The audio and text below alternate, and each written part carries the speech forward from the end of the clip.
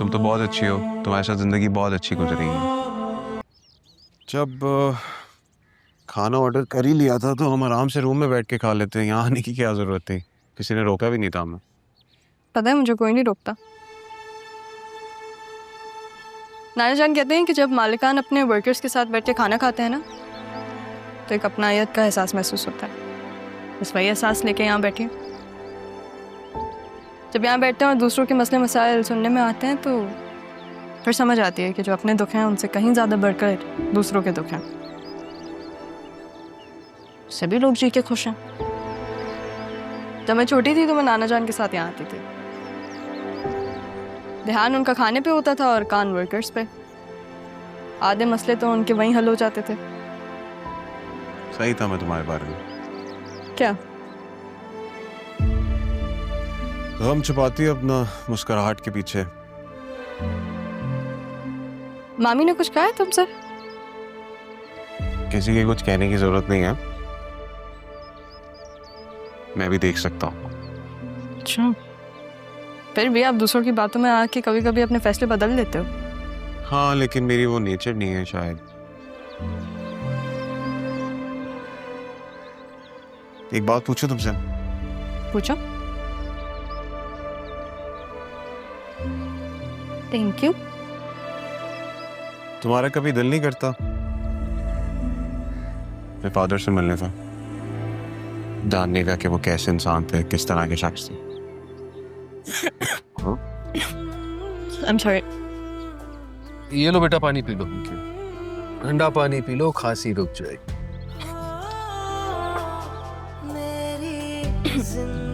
Thank you.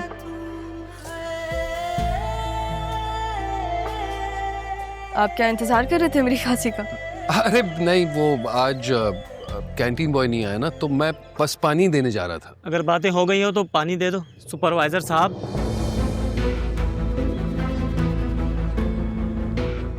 जी बस मैं अभी लाया।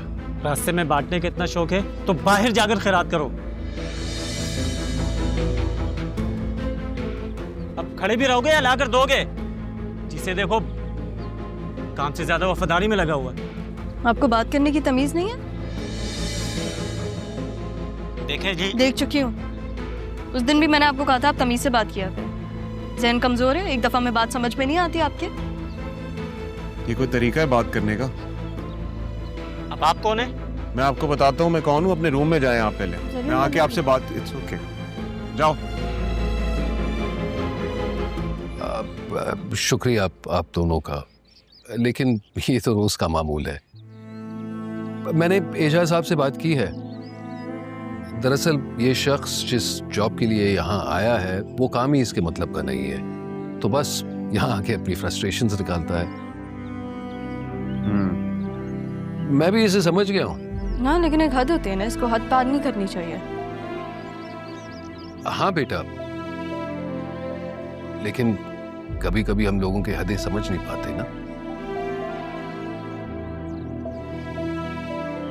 हम लोगों को उनके कंफर्ट जोन से निकाल जरूर देते हैं, लेकिन फिर उनका साथ नहीं देते, उन्हें सपोर्ट नहीं मिलता। उन्हें कंफर्ट जोन से निकाल देते, लेकिन उन्हें वो कंफर्ट नहीं देते जो वो डिजर्व करते हैं। बस अपने जोन में कैद कर देते हैं। अभी बेचारा राशिद भी यहाँ नौकरी के चक्कर में तो जरूर आया है, लेकिन उसे यहाँ वो जगह नहीं मिली है जो वो डिजर्व करता है। काफी फलसफियाना बातें कर लेते हैं आप। जिंदगी फलसफा सिखाती जरूर है, लेकिन फलसफे के साथ जिंदगी गुजारना आसान नहीं होता। Wow, another profound thing he said. Sir क्या बात है आपकी। I hope may I tease up in your happiness. With pleasure, sir. Just a minute. Thank you. Such a sweet man. Yeah.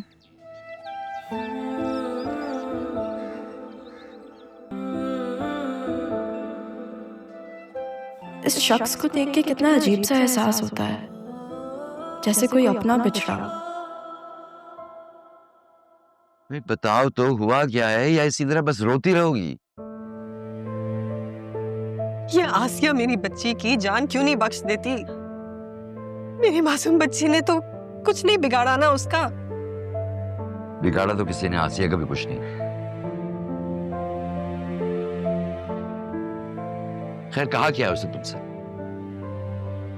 उसे बहुत हकारत, बहुत जलील समझती है, जैसे कि मेरी बेटी का कोई नामो निशान ही ना हो, जैसे उसकी जात को रद्द करने की कोशिश कर रही हो। मैं बताना चाहती थी कि मेरी बच्ची का नामो निशान है, लेकिन नहीं कह सकी मैं। ऐसी ही है आसिया, ऐसे लोगों को बर्दाश्त करना बहुत मुश्किल काम है, मगर करना पड़ता है बेटे। मैंने राह को इतना मजबूत बनाया है कि वो ऐसे उल्टी सीधी बातों का हंस के मुकाबला कर सकती है। माँ हूं ना, उसका कर्ब समझ सकती है। मैंने उसे तन्हाई में रोते देखा और सबके सामने हंसते हुए भी। ऐसा ही बनाना चाहता था मैं राह को, इतना ही मजबूत कि अगर कभी दुनिया उसे तोड़ने की कोशिश करे तो वह हंस के मुकाबला कर सके। मैं जानता हूं कि कमजोर लोग तन्हाई में भी कर्ब में मुब्तला रहते हैं। मैं उसे कमजोर नहीं बनाना चाहता था।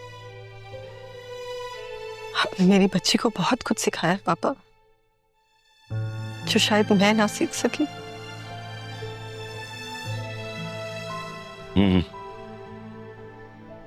तुम डरपोक थी बेटे, राह डरपोक नहीं। तुम्हें हमने अपने दिल का फपोला बना के पाला था।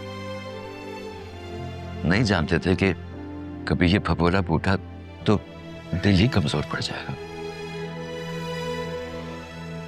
खैर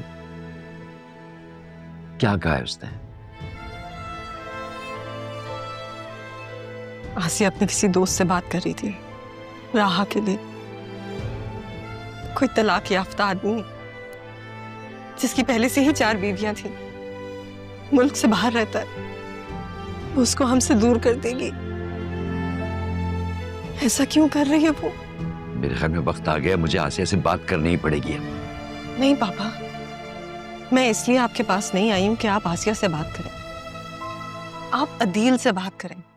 आसिया तो कुछ भी समझना चाहती ही नहीं है। ना समझ सकती है ना समझना चाहती है। ठीक कह रही हो तुम। मैं अदील से बात करूंगा, वही करेगा इसका फैसला। मेरे होते हुए तो बेटा कोई तुम्हारा कुछ नहीं बिगाड़ सकता। हाँ, मेरे बाद क्या होगा मैं नहीं जानता। ऐसा मत कहे पापा। अल्लाह आपका साया हमेशा हमारे सरों पे सलामत रखे।